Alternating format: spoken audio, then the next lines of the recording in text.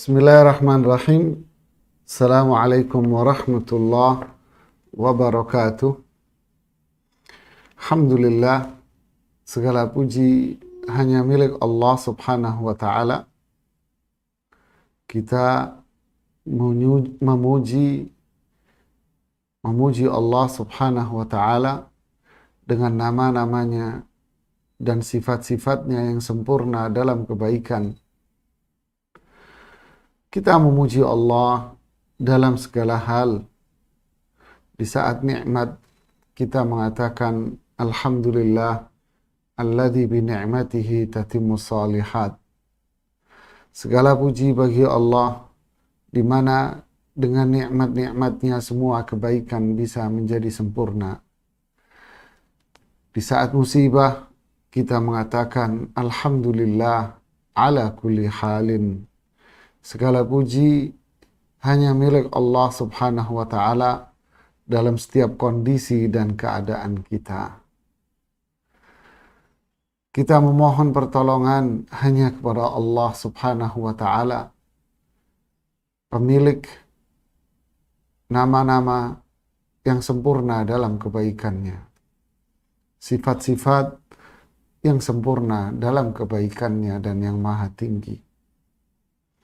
Salawat dan salam kepada Rasulullah sallallahu alaihi wasallam yang mengajarkan kepada kita jalan yang lurus, memberitahukan kepada kita jalan yang lurus, dan mengajarkan kepada kita bagaimana caranya membuka dan meniti jalan yang lurus menuju surga Allah, kebahagiaan dunia dan akhirat. Amma ba'd, para jamaah rahimani wa rahimakumullah. Hari ini memang hari inilah yang pertemuan ke-42 ya. Kemarin 41 ternyata. Hari ini pertemuan kita yang ke-42 dalam bahasan resep bahagia Imam Ibnu Qayyim rahimahullahu ta'ala.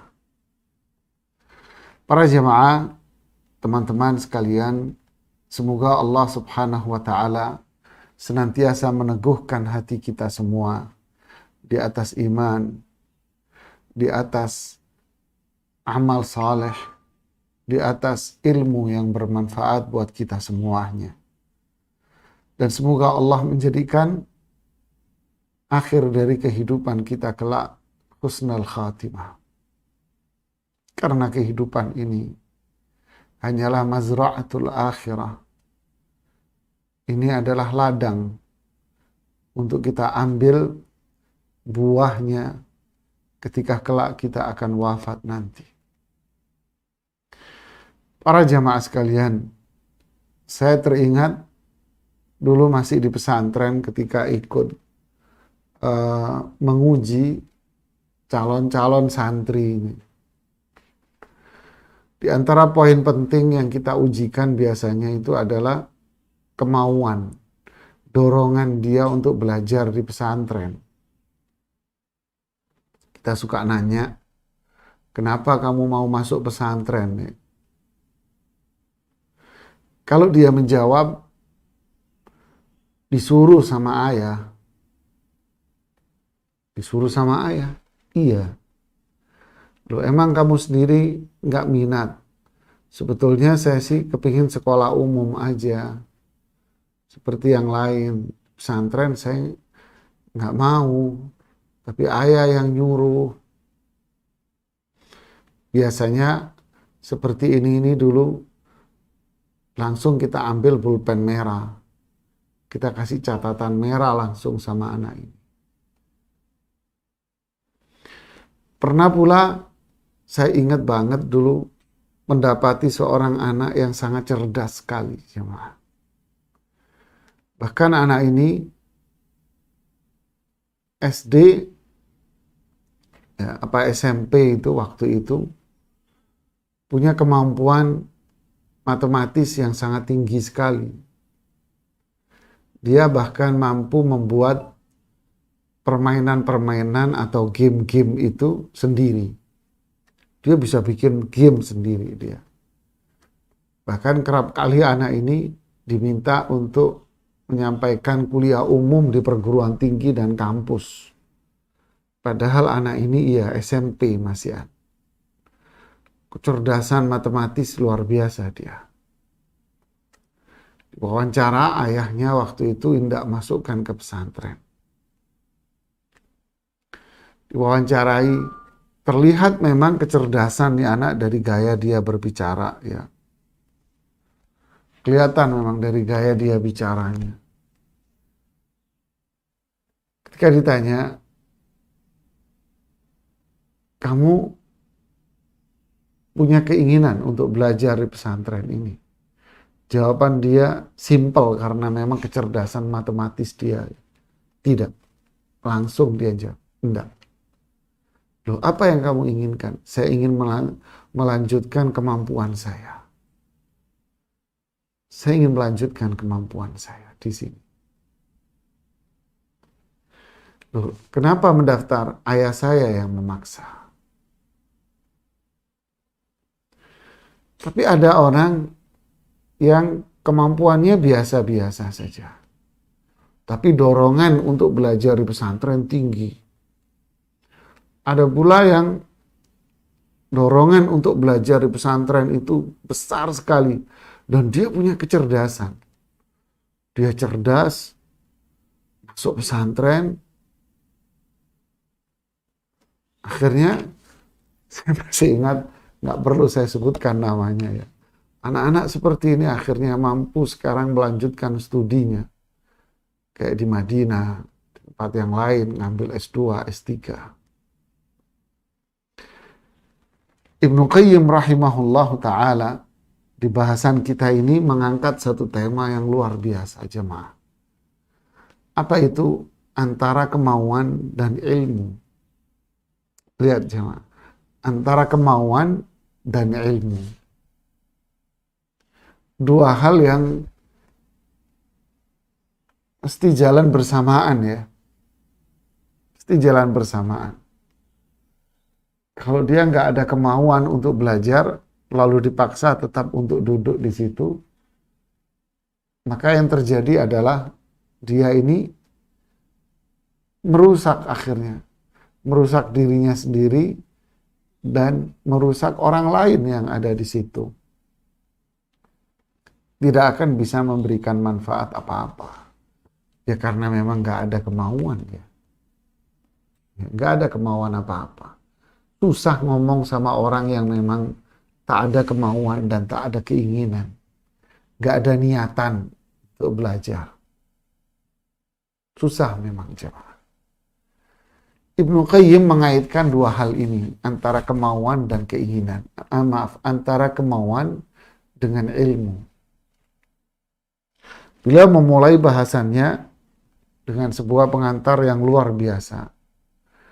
Beliau mengatakan, ketika Allah subhanahu wa ta'ala menurunkan Nabi Adam dan istrinya dari surga. Jadi Allah subhanahu wa ta'ala menurunkan Adam alaihi salatu wassalam dari surga. Allah ganti itu semua dengan sesuatu yang jauh lebih besar dari itu, kata Imam Ibnu Qayyim. Jadi diturunin dari surga, Allah ganti itu surga yang ditinggalkannya diganti dengan sesuatu yang jauh lebih baik, kata beliau. Afdal minha wa huwa ma'atahu minha ahdi. Jadi yang ditinggalkan ya, ditinggalkan itu surga, lalu Allah beri kepada Nabi Adam dan keturunannya sesuatu yang lebih afdal dari itu semuanya. Apa itu jamaah? Janji Allah kepada Adam dan keturunannya. Janji inilah yang menjadikan ja'alahu sababan musilan lahum ilaihi.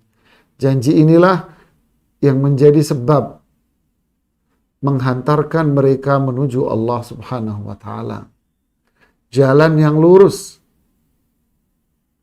Jalan yang sangat lurus sekali.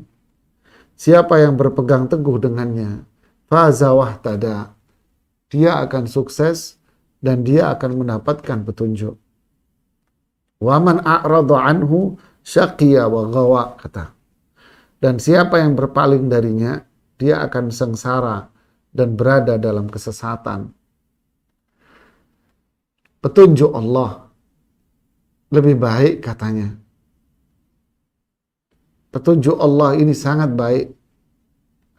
Dan inilah sebab dan inilah jalan menuju Allah, yaitu menuju surga Allah Subhanahu wa ta'ala. Inilah kebahagiaan. Siapa yang berpegang teguh dengan petunjuk ini, dia akan bahagia dan dia akan mendapatkan jalan yang terang menuju Allah Subhanahu wa ta'ala. Tapi siapa yang berpaling darinya, syaqiya wa ghawa, dia akan sengsara dan dia akan berada dalam kesesatan. Apa petunjuk ini? Petunjuk ini adalah as-sirat al-mustaqim, jalan yang lurus. An-naba al-azim, berita yang Allah sampaikan di dalam Al-Quran. Inilah petunjuk Allah. Wahyu, dan itu adalah jalan yang lurus. Petunjuk Allah adalah wahyu, dan itu adalah jalan yang lurus. Menarik komentar beliau, la yusil ilaihi abadan illa min babil ilmi wal iradah. Tidak mungkin seseorang bisa memasuki jalan yang lurus. Ya, wahyu diumpamakan jalan yang lurus yang menghantarkan seseorang menuju rahmat Allah, yaitu surganya. Yang kelak akan bertemu dengan Allah dan melihat wajah Allah. Diumpamakan dengan jalan yang lurus, jalanan. Seseorang tak akan bisa memasuki jalan yang lurus ini, yang bisa menghantarkan dia menuju rahmat Allah, yang bisa bertemu dengan Allah di surganya. Tak akan bisa memasuki jalan ini, kecuali lewat pintu apa? Kemauan dan ilmu. Nah, dari sini beliau masuk. Lewat pintu kemauan dan ilmu. Fal iradatu babul wusul ilaih. Kemauan itu pintunya. Kemauan itu pintunya. Subhanallah ya. Wal ilmu miftahu dzalikal bab. Ilmu kuncinya. Kemauan itu pintunya. Ilmu itu ibarat kuncinya. Jika dia sudah memiliki pintunya dan dia memiliki kuncinya, maka dia akan bisa masuk ke dalam jalan yang lurus. Petunjuknya hidayah Allah. Muhtadi, berarti dialah orang yang mendapatkan petunjuk itu. Menitilah dia jalan itu. Itulah kebahagiaan dunia akhirat. Kemauan itu ibarat pintu menuju jalan yang lurus. Ilmu kunci untuk membuka pintu itu. Wa kamalu kulli insanin, kesempurnaan setiap orang itu ada pada kesempurnaan dia dalam menggapai dua hal ini. Apa itu? Keinginan yang mampu mengangkat derajat dia. Ilmu yang mampu memberikan pencerahan kepada dia dan petunjuk kepada dia menuju jalan rahmat Allah Subhanahu wa ta'ala. Inilah dua kaidah. Apa itu? Pintu kemauan dan kunci ilmu. Kemauan, dan itu adalah pintu, gerbangnya. Pintu dan gerbangnya. Kunci untuk membukanya adalah ilmu. Dari situ akan terbuka lebar dia. Terbelalak mata kita. Oh, ini jalan, ini wahyunya. ini wahyu Allah, ini petunjuk Rasulullah SAW. Mana? Fahadainahun najdain. Kami kasih dia petunjuk 2 jalan. Inilah jalan surga. Ini yang buruk, ini yang baik, dan ini yang buruk. Ini yang baik, dan ini yang buruk. Oh, ini yang ke surga. Wah, ini ke neraka. Nggak mau. Dia masuk jalan, menuju surga. Dengan apa? Jika dia menuju pintunya, yaitu kemauan dan ilmu dia pegang, dan itulah kuncinya. 2 kaidah ini. Fa inna maratibas sa'adati wal falah. Tingkatan-tingkatan kebahagiaan. Innama tafutul abda min hatainil jihatain. Kebahagiaan itu bisa lewat pada diri seseorang. Kapan? Ketika 2 hal ini tidak ada pada diri. Atau salah satunya. Bisa jadi dia seseorang yang gak ada ilmu. Sehingga hilanglah dua-duanya. Gak ada ilmu, ya berarti gak ada keinginan. Ya. Gak ada ilmu, yang gak ada keinginan. Atau awalnya dia punya, tapi setelah itu dia kandas di tengah jalan. Apa itu? Malas lagi. Jadilah orang yang apa? Mantan. Ya, mantan apa? Mantan aktif di pengajian. Siapa yang ngisi pengajian? Oh, Ustadz Fulan. Oh iya. Dulu saya ngaji sama dia. Apa pengajiannya? Kitab Tauhid. Wah, iya dulu saya ngaji itu khatam. Udah selesai saya dulu. Sekarang sudah tinggal memori-memori yang dulu. Ayo ngaji, aduh. Banyak kerjaan, banyak kesibukan. Tinggal memori-memori dulu dan dulu-dulu. Sudah tak ada lagi kemauan dan keinginan untuk belajar. Dia kandas berhenti di tengah jalan. Padahal kalau kita mendengar mantan preman, mantan anak jalanan, mantan ini, terus tobat, duduk di majelis taklim, rajin belajar ilmu Allah. Allahu Akbar. Senangnya hati kita ini. Tapi kalau dia mantan anak yang duduk di pengajian, bahkan mantan koordinator pengajian, sekarang sudah menjadi anak milenial. Tahu, kenal Ustadz. Oh dulu ngaji ini, kitab ini. Iya dulu ngaji itu. Ngaji ini. Ngaji Riyadhus Shalihin saya dulu. Tapi gak sempat selesai sih. Kan tebel itu. Dan seterusnya. Cerita-cerita dia. Sekarang udah tinggal cerita kenangan masa lama. Mungkin dia akan bikin novel nanti suatu ketika. Kandas dia. Kenapa? Himmah. Kemauan dia sudah nggak ada lagi. Tapi saudara kita yang bertato ini, saudari kita yang dulu jalanan ini, punya kemauan. Berusaha untuk memiliki daun pintu itu dan gerbang itu. Lalu dia duduk di majelis ilmu ingin memiliki kuncinya.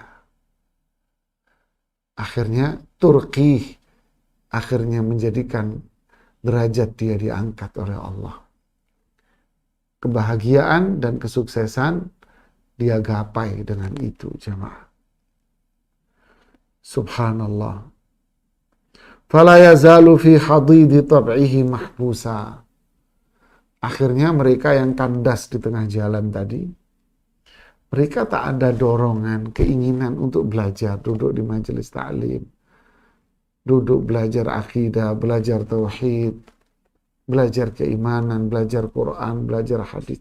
Tidak ada dorongan ke arah sana. Fi hadidi tab'ihi mahbusa. Dia akan berada dalam apa? watak dan jiwa yang penuh kerendahan. Dia tergadai dengan hawa nafsunya, terpenjara dengan hawa nafsunya. Wa qalbihi an kamalihi alladhi khuliqa lahu masdudan mankusa. Hati dia yang sebetulnya diciptakan oleh Allah dengan penuh kesempurnaan, yang pada akhirnya hatinya pun tertutup dari kebenaran, tertutup dari wahyu Allah, terjauh dari jalan yang lurus, jauh dia dari jalan yang lurus, karena tak ada pada dirinya keinginan untuk belajar. Akhirnya kunci itu pun jauh dari dirinya. Qad asa'a nafsahu ma'al qad asama nafsahu ma'al an'am ra'iyan ma'al hamal. Dia telah menempatkan dirinya bersama dengan binatang-binatang ternak dan gembalaan-gembalaan yang lain. Allahu Akbar. Bahasa sastranya tinggi ini Ibnu Qayyim. Mereka yang tak ada kemauan untuk belajar, akhirnya tak ada ilmu pada dirinya tentang syariat. Ditanya tentang rukun iman apa ya? Mikir lama. Ditanya tentang rukun Islam, mikir lama dia. Seorang wanita umur 40 tahun baru nanya, Ustadz, saya tahu kalau sudah suci dari menstruasi dari mana ya? Kaget saya. Kayak ditempeleng rasanya. Astagfirullah. Kenapa? Ini umur 40 tahun nanya ini. Kalau yang nanya anak kita yang baru umur 10 tahun, 11 tahun, yang baru menstruasi atau mau menstruasi, nanya ini wajar. Ini udah umur 40 tahun nanya, gimana taunya kalau saya suci dari mens. Aduh. Ada lagi sudah pensiun. Nanya, Ustadz, tata cara mandi besar gimana? Waduh.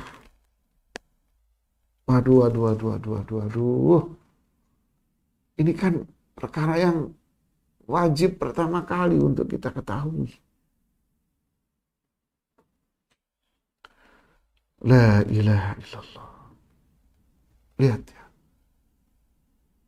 Ya memang tak ada kata terlambat memang. Tidak ada kata terlambat. Jemaah. Selama kita belum dikatakan oleh orang lain, inna lillahi wa inna ilaihi raji'un. Tak ada kata terlambat. Memang gak ada kata terlambat. Cuman yang bikin kita sedih, selama ini umur kita buat apa? Tak adakah pada diri kita untuk punya keinginan untuk duduk di taman surga, yaitu majelis taklim? Tak adakah kita untuk memiliki kunci-kunci pembuka surga? Tak adakah kita untuk memiliki pintu dan gerbang surga? Lalu kita akan memegang kuncinya sekalian. Jika tak ada, maka kita menempatkan jiwa kita dalam kehinaan. Hati kita tertutup, terpenjara dan tergadai. Berarti kita menempatkan jiwa kita bersama dengan binatang ternak dan gembalaan-gembalaan hidup. Wastatabalu qaimatir rahati wal batalah. Dia lebih memilih suapan-suapan nyaman dan enjoy. Wastalana firashal ajzi wal kasal. Dia lebih memilih spring bed malas. Bahasanya dahsyat. Wastatab, dia merasa lezat dengan suapan-suapan roha, enjoy dan nyaman, malas. Menikmati ranjang-ranjang spring bed kemalasan. Menikmati indahnya dunia maksudnya. Terjebak dengan nikmatnya dunia. Malas dia untuk memiliki pintu dan gerbang surga, apalagi kuncinya. La kaman rufi'a lahu ilmun fasyammar ilaih. Tentu ini akan berbeda jauh dengan mereka yang terbuka di hadapan hatinya dan matanya. Apa itu? Sebuah manfaat dari ilmu. Akhirnya dia syamar. Dia mau begadang untuk menggapai sebuah ilmu ini. Gunung kudaki, lautan kuseberangi. Harus kejar-kejaran dengan ikan hiu, digigit ikan piranha. Saya tidak akan pikirkan. Yang penting saya akan gapai sebuah kemuliaan ilmu. Itu gerbang. Wah, luar biasa. Himma kemauannya besar. Dia ingin sudah mendapatkan gerbang besar. Wah, saya mau pegang kuncinya. Wa burik lahu fi tafarrudihi fi tariqi talabih. Akhirnya kesendirian dia.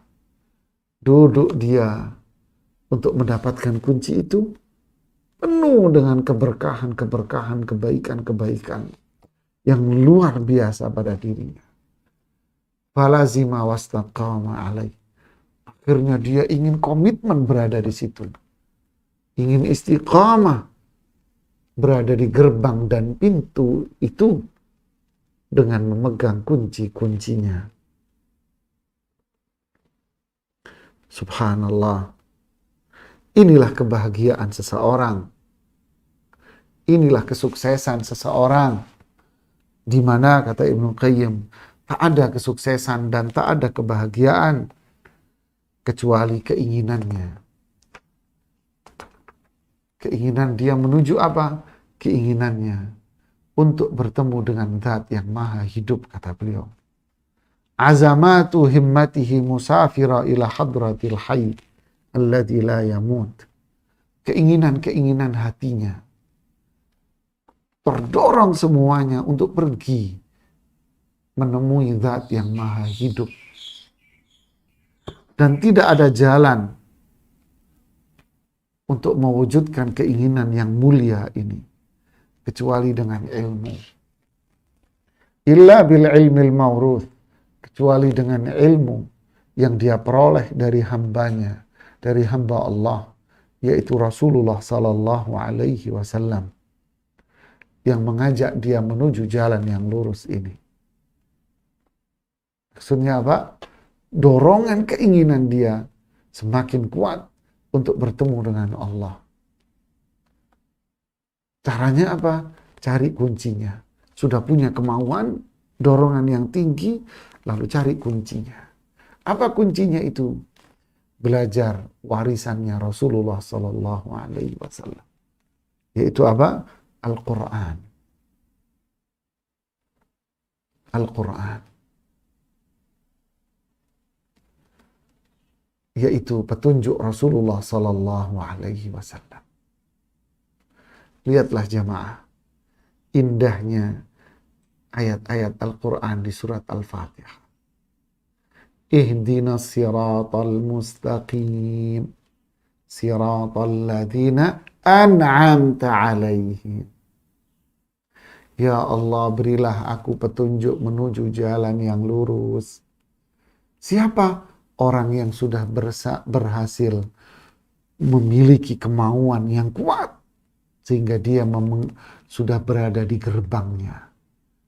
Lalu dia mendapatkan ilmunya sehingga dia punya kuncinya untuk memasuki itu. Dibukalah kunci sirat mustaqim. Akhirnya apa? Siratal ladzina an'amta alaihim. Akhirnya dia melewati jalan-jalan yang lurus itu. An'amta alaihim. Akhirnya dialah yang berhak mendapatkan kenikmatan. Orang yang meniti sirat sudah berhasil mendekat ke gerbang, dapat kuncinya, berarti dia an'amta alaihim. Inilah orang yang telah engkau berikan nikmat. Ilmu apa ini jemaah? Quran, sunnah, petunjuk Rasulullah Sallallahu Alaihi Wasallam. Sunnah dan petunjuknya miftah dari sa'adah. Inilah kunci memasuki rumah kebahagiaan. Inilah kunci memasuki rumah kebahagiaan. Apa itu jamaah? Kemauan yang kuat untuk tetap belajar ilmu ini. Kemauan yang kuat menjadikan dia mendekat ke gerbang itu. Lalu dia ingin mendapatkan kuncinya hingga dia bisa membuka gerbang sirat mustaqim menuju Allah. Itulah an'amta alaihim. Allah kasih dia nikmat kebahagiaan dunia.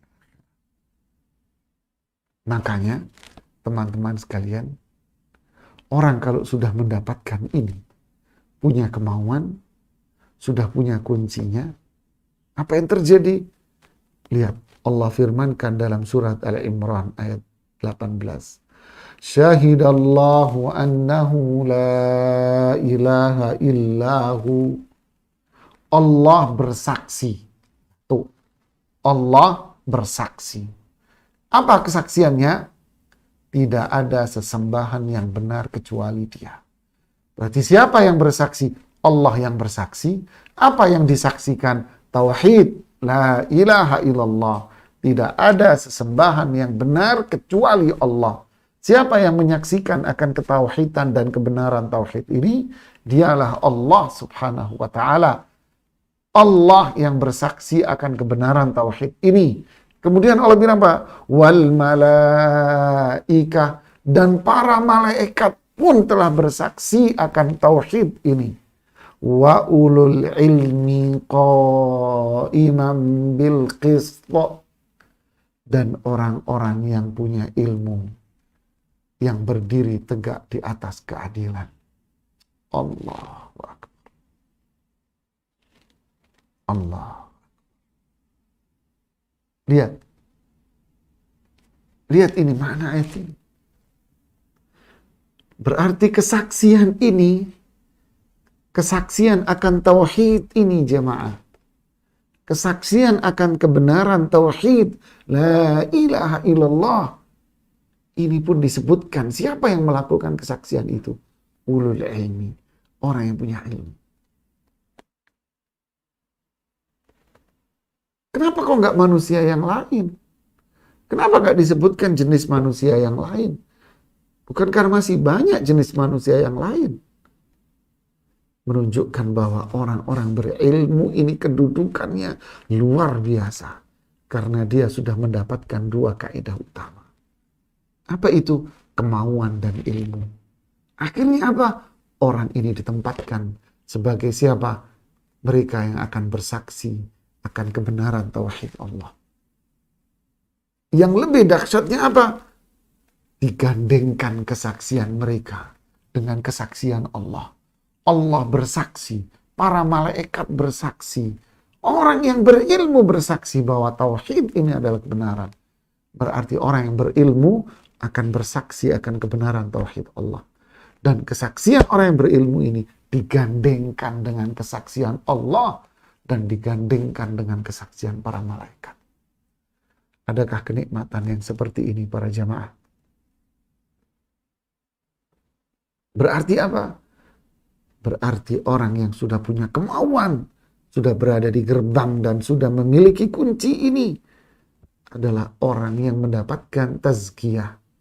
Apa? Rekomendasi dari Allah langsung bahwa ini adalah makhluk hamba Allah yang the best, jamaah.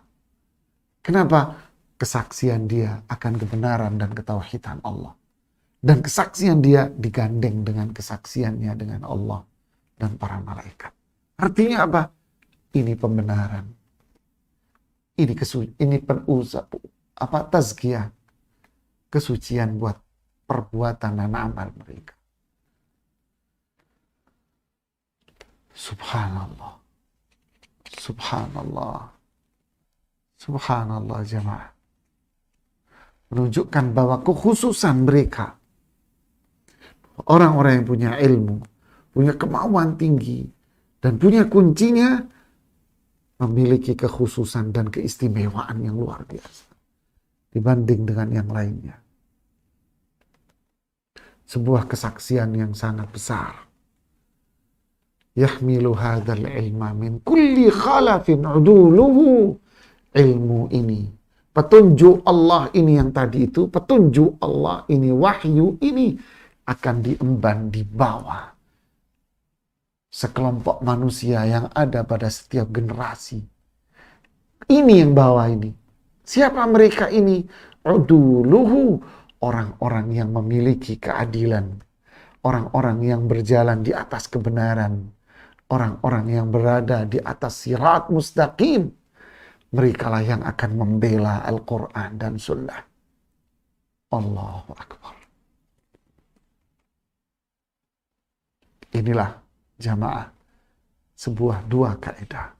Kemauan untuk mendekat ke gerbang sirat mustaqim dan ilmu yang ingin dia peroleh untuk membuka gerbang sirat mustaqim. Akhirnya dialah, orang inilah yang mendapatkan keistimewaan luar biasa. Dialah yang akan menjadi saksi-saksi kebenaran tauhid, dan dialah digandeng kesaksiannya dengan kesaksian Allah. Sebuah rekomendasi dan sebuah kesucian, kemuliaan yang luar biasa. Allahumma ja'alna minhum, ya Allah. Jadikanlah kami termasuk orang-orang yang seperti ini. Jangan engkau jadikan kita orang-orang yang tergadai oleh hawa nafsu kita. Jangan engkau jadikan hati kita ini tertutup dari kemuliaan ilmu. Jangan engkau jadikan kita berada bersama dengan binatang-binatang ternak. Tak ada kemauan untuk belajar dan tak ada ilmu pada diri kita sama sekali. Muliakan kami dengan ilmu. Muliakan kami dengan ilmu. Dan jadikan ilmu yang telah kami ketahui bermanfaat buat kita semuanya.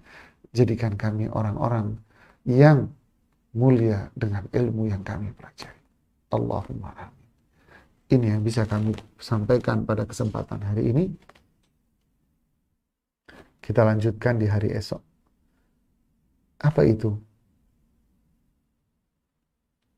Menggapai kemuliaan dengan ilmu. Menggapai kemuliaan dengan ilmu.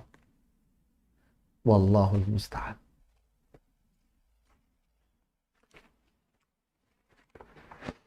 Kita sapa dulu ya teman-teman kita. Masya Allah.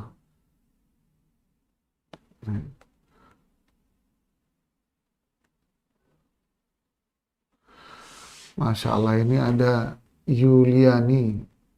Ini yang pertama kali ini. Dan teman-teman kita, bapak-bapak, ibu-ibu yang ada di Saung Ukhuwah. Masya Allah, semoga Allah pertemukan kita. Allah pertemukan kita dengan ilmu ini di majelis ilmu. Dan semoga Allah pertemukan kita terus di atas ilmu syar'i yang penuh keberkahan dan kemuliaan ini. Ada Yani, ada Ratni. Ya. Masya Allah, ini mendoakan kita. Semoga Allah melindungi Ustadz, keluarga, dan kita semuanya, para jamaah. Amin. Ada Hamida, kemudian ada Ina Ermawati, ada Nelly, ya Ibu Nelly Mardoko, Masya Allah. Kemudian ada Mama Alisa. Oh, baru hari ini kita membaca namanya lagi, ini Mama Alisa ini. Ada Bang Yani Pitono, ada Bang Ismail, ada Agung Wiono, Masya Allah ya. Sebentar, kelewatan jauh saya. Ada Bang Agun, ya. Ada Isa, ya. Ada Yuliani tadi ya. Kemudian Mas Wita. Kemudian ada Farida, ada Rina, ada Ina Erna, ya. Rina Erna, ya. Ada Nur Cahayana, ada Muhammad Ghazali, Meti Iriani, ada Dian Sukma. Wah, ini termasuk teman-teman kita yang di Saung Ukhuwah ini kayaknya. Apakah kursus menulis kaligrafi Al-Quran diperbolehkan Ustaz? Ya, boleh saja kalau kita gunakan untuk hal yang bermanfaat. Ya, nggak apa-apa. Ya, penulis Al-Quran siapa?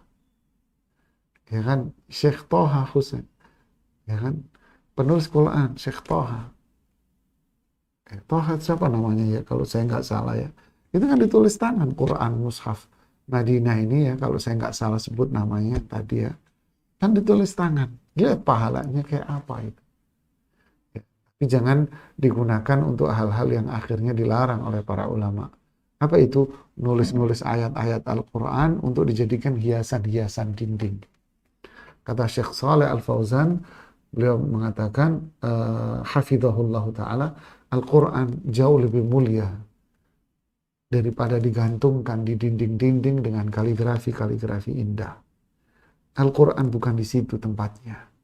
Al-Quran ditempatkan di dalam hati setiap muslim untuk dipelajari dan diamalkan. Nah, itulah tilawah yang kita pelajari di pertemuan yang lalu. Ya. Kemudian ada Tania, ya, ada Tania, ya. Kemudian ada Queen Tania tadi, Nuci, Susilawati, Wisnu, Fazlul, kemudian ada Ayu Diana, ada Siti Adminatun, ada Pandu Wiratmoko. Nah, Masya Allah nih. Ada Pandu Wiratmoko. Bertanya nih. Hikmahnya bila menjadi imam sholat mayit, posisi berdirinya dibedakan mayit ikhwan dan akhwat. Wallahu a'lam. Saya tidak tahu. Kenapa itu? Tidak tahu. Satu hal yang perlu kita pahami jemaah. Enggak semua yang Allah perintahkan kepada kita ini harus kita ketahui sebabnya. Enggak semua. Yang jelas ini adalah perintah Allah. Tinggal kita mengucapkan apa? Sami'na wa ata'na. Kenapa begini? Kenapa tawaf itu 7 kali? Kenapa kok angka 7? Sami'na wa ta'na. Jangan difilosofikan macam-macam. Ya. Yang batal kan pantatnya yang kentut. Kenapa kok yang dibasuh wajahnya? Dan seterusnya. Wallahu a'lam jamaah. Ini adalah kepatuhan dan ketaatan. Makanya disebut Islam, istislam. Berserah diri hanya kepada Allah. Kemudian ada Tika Primiastuti, ya, ada Muhammad Amin, ada Mona, ada Ummu Sultan. Nah, ini Ummu Sultan sudah ngumpulin pertanyaan biasanya.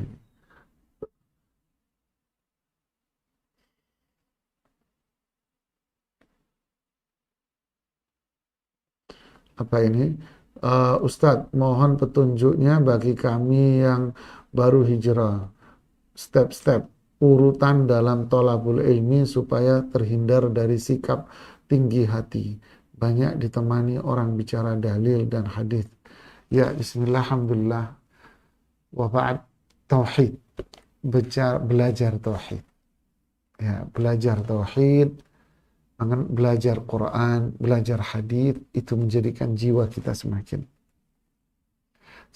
kita belajar tauhid, semakin kita belajar Quran, hadis, semakin terasa bahwa kita ini bodoh, jahil. Tapi kalau ada orang belajar Quran dan hadis, semakin dia meninggi, berarti dia belum belajar. Berarti dia jahil. Kenapa? Pepatah Indonesia benar. Jadilah seperti apa? Padi. Semakin dia berisi tua, dia semakin merendah. Tapi kalau dia masih gagah, tinggi, berani, berarti masih muda itu. Masih belajar Iqra dia. Berarti apa? Jahil. Tapi kalau dia sudah belajar, benar-benar belajar, dia akan jadi padi dan merunduk ke bawah. Barakallahu fiik. Kemudian ada Herawati. Memotivasi anak untuk bisa pesantren. Dari awal, dari dini. Belajar pesantren itu keren loh, bersih loh, enak, teman banyak gitu ya. Motivasi dari sekarang ya, apa, wah, temannya banyak loh, keren, enak, kamu bisa belajar, ini ada olahraga macam-macam. Ntar ayah sama bunda, ntar sama mama ajak yuk malam jalan-jalan yuk, main-main ke pondok yuk gitu. Ntar kalau sudah pandeminya selesai ya kan. Jadi motivasi dari dini terus. Jangan mendadak gitu ya. Kemudian ada Ibu Nera Herawati tadi, ada Juni ini bertanya, bagaimana memotivasi anak-anak untuk senang? Nah ini ya pembiasaan diri. Kalau pada memotivasi anak belajar pesantren dari dini, memotivasi anak untuk belajar untuk beragama taat dari dini sama. Lihat hadis Rasulullah SAW, muru auladakum bis shalah, suruh anakmu sholat dari dini. Dari mana? Dari 7 tahun. Dari dini dikenalkan, oh ini lo sholat, oh ini ayah mau sholat, mama mau sholat, bunda mau sholat, oh ini gerakan sholat, iya ayo dikenalin, dulu duduk di sampingnya, dia tahu, dia oh ini, oh berarti harus sholat ya, oh ini adzan, berarti harus sholat, dikenalkan adab, makan, tangan kanan, bicara yang santun, sopan, dikenalkan semua, dikenalkan dan dibiasakan dari dini. Ya, barakallahu fiik. Kemudian ada Ummu Nekewa. Ya. Kemudian bagaimana menghadapi pandemi ini agar bisa istiqamah? Kita nikmatin aja. Alhamdulillah ala kulli hal. Kita terus berzikir di kajian kita yang lalu kan. Segala puji bagi Allah atas apapun yang menimpa kita. Pasti semua itu akan indah. Jangan mengeluh atas musibah yang Allah berikan. Yakinlah apapun yang Allah turunkan. Memang kita merasa berat, tapi Allah tidak akan memberikan sesuatu yang buruk pada kita. Kita merasa memang itu buruk, tapi di mata Allah, Allah ingin kebaikan di balik itu semua. Allah menginginkan kebaikan di balik itu semuanya. Yakinlah ini semua banyak kebaikan di balik itu. Lalu kita tetap berzikir, memuji Allah. Pasti semua ini akan menjadi indah dan nikmat. Kemudian ada Siti Aromanti Syamsu, kemudian Isnel Lukman, ya semoga kita istiqamah menuntut ilmu, amin. Ada Tian, ada Ibu Sri, bagaimana hukumnya dalam Islam di dunia dan di akhirat atas orang yang melakukan ingkar janji? Dosa besar Ibu, ingkar janji, khianat, bohong, ini ciri-ciri munafik dan itu dosa besar. Dosa besar itu terancam azab neraka. Ya, kalau dia nggak bohong, kalau dia nggak taubat, maka dia akan terancam dengan azab Allah neraka jahanam. Waliyahudzubillah. Kemudian ada Ibrahim, ya, yang juga bertanya melaksanakan sholat qobliyah fajar.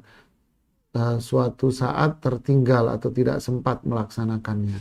Boleh diqadha, diganti setelah sholat subuh. Atau diganti setelah matahari terbit. Tidak apa-apa. Rasulullah SAW melakukan itu dalam beberapa hadis yang sahih. Ya. Kemudian ada lagi ada Kusno yang di Surabaya. Ini Bang Kusno ini Masya Allah ya. Ada Ummu Salamah. Barakallahu fiik. Semoga kita diberikan kesehatan dan istiqamah. Ada Brian, kemudian ada Kusno lagi, Bang Kusno nanya ini kalau double nih. Untuk memulai pembicaraan atas komunikasi di medsos diawali dengan basmalah atau salam. Kalau diawali dengan salam, kalau tidak dibalas, apakah tidak berdosa Ustaz? Ya, membalas salam itu kan nggak harus kita menulis. Ya, ketika kita WA, terus Assalamualaikum. Bisa jadi orangnya membalasnya dengan cara dia dalam hatinya ketika membaca Assalamualaikum, dia langsung balas Waalaikumsalam. Dia langsung balas Waalaikumsalam. Atau dia membalasnya dengan tulisan. Atau kita ini kan banyak nih mengucapkan salam teman-teman ini. Apakah satu-satu harus dibalas? Cukup dengan satu Waalaikumsalam. Waalaikumkum kepada kalian semua. Cukup sekali. Gitu. Dengar adzan bareng di masjid. Anda harus jawab satu-satu. Cukup dijawab satu saja. Ya. Kemudian Sita Wardani. Kemudian semoga kita istiqamah. Semoga kita istiqamah. Amin. Ada Emiliana. Tolong doain anak kita Ustaz. Kita semua berdoa untuk anak kita ya. Rabbana hablana min azwajina wa dzurriyyatina qurrata a'yun waj'alna lil muttaqina imama ya. Kemudian ada Ibu Sita, ada Ibu Nur, kemudian ada Agus, kemudian Kusno yang tadi, Deliana, kemudian Ika, ya, ya Masya Allah, ini jazakumullahu khairan kepada semuanya. Semuanya mendoakan kita agar diberkahi dengan ilmu ya, yang bermanfaat dan agar istiqamah kita di atas ilmu ini dan kemudahan untuk mengamalkan ilmu ini baik buat diri kita dan mengajarkan kepada teman-teman kita dan orang-orang yang di sekitar kita. Dan ini ada yang bertanya, sering dikatakan siapa kamu bicara-bicara ilmu agama? Apa batasan kita bicara? Ya, kalau kita tahu, kita sampaikan apa yang kita tahu. Ya. Kita mengetahui bahwa ini mungkar. Kita tegur dia. Maaf mas, ini tidak boleh loh, haram. Mas bang, ini haram, tidak boleh. Di dalam syariat dilarang. Di dalam Quran dilarang. Ini dasarnya, hukumnya ada jelas. Oh ini perintah, lakukan, kerjakan, jangan ditinggal. Kita sampaikan. Ya, kita sampaikan kepada mereka ini apa yang kita ketahui. Ya. Kemudian ada pertanyaan ini dari Hijau Daun, ya, mohon maslahatnya. Ada beberapa ummahat saum bertanya serupa. Bila kita mempelajari kajian kitab harus berapa kali mengulang sebaiknya, Ustaz? Ya kalau kajian tauhid ya perlu kita ulang-ulang agar semakin nempel. Belajar kitab tauhid, kita ulang. Nanti belajar kitab tauhid tapi yang beda kitab lagi dengan tema pembahasan tentang tauhid. Ya terus kita belajar tauhid, kita dalami terus agar keimanan dan tauhid kita ini berulang-ulang. Kalau enggak kita lupakan. Coba lihat contoh deh. Belajar tata cara wudhu itu dari SD. SMP diajarin lagi, tapi apa yang terjadi? Malah kagak sholat kebanyakan. Belajar sholat itu dari SD, SMP. Malah kagak sholat sekarang. Kenapa? Karena ilmunya ditinggali. Begitulah jemaah. Bohong itu kita dicekokin dari kecil itu bohong haram, bohong haram. Tapi yang ternyata semua rata-rata pedagang ini bohong. Banyak para pedagang bohong, di sekitarnya bohong. Lihat kenapa? Karena ilmunya nggak dipupuk, nggak diulang-ulangi. Apalagi masalah tauhid. Ya, Masya Allah. Kemudian, apakah baik bila selesai kita ulang lagi untuk ganti ke buku yang itu tadi? Kan ada berjenjang. Selesai dari buku tauhid yang ini, pindah ke buku tauhid yang ini, pindah ke buku tauhid yang ini. Untuk mendapatkan kematangan kita dalam iman. Ya, ini barakallahu fikum. Ini tadi pertanyaan-pertanyaan yang masuk. Ya, jazakumullahu khairan kepada semuanya. Atau mungkin ada pertanyaan yang kelewat pada diri saya. Ya, mohon maaf. Ya, kita cukupkan sampai di sini. Subhanakallahumma bihamdik. Asyhadu an la ilaha illa anta. Astaghfiruka wa atubu ilaik. Assalamualaikum warahmatullahi wabarakatuh.